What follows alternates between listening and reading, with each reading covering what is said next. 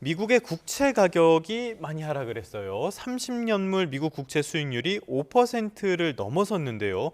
트럼프의 개인 자산 비중 가운데 채권이 60%라고 하는데 굉장히 예민하게 볼 것 같습니다. 어찌됐건 이렇게 국채 금리가 국채 금리가 높아지고 채권 가격이 낮아지는 이 상황은 왜 벌어지고 있는 겁니까, 지금? 예, 지금 국채 금리가 3년물뿐만 아니라 30년물이 다 상승을 하고 있는데 가장 큰 이유는 이제 중동 전쟁이 계속 장기화되면서 에너지 가격이 상승을 하니까 이것이 이제 물가 상승을 유발하지 않습니까? 그럼 물가 상승을 하니까 중앙은행이 기준금리를 인상 기조로 전환할 것이다라는 전망이 확산되면서 이제 국채 금리가 상승하고 있다 이렇게 보시면 되겠습니다. 근데 여기서 특히 주목할 만한 것이 30년물 미국의 30년물 국채 금리가 5%를 돌파했다는 것인데요. 뭐 일부 투자은행에서는 이게 파멸의 문이다라고 얘기를 하는 것처럼 심리적 저항선으로 인식이 되는데 30년물 국채 금리가 5%에 돌입을 했다는 것은 사실 채권보다 위험 자산인 주식이라든지 가상 자산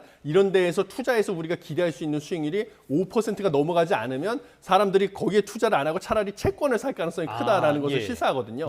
그래서 위험 자산 가격이 하락할 가능성도 있고요. 그다음에 30년물 미 국채 금리 같은 경우는 미국의 주택담보대출의 그 지표 금리가 되고, 그다음에 많은 회사들이 회사채를 발행할 때도 지표 금리가 되기 때문에 이렇게 30년물 국채 금리가 상승하고 있다는 것은 이제 주택담보대출 금리 상승으로 소비 침체를 유발할 수 있고, 기업들도 이제 뭔가 유동성 위기.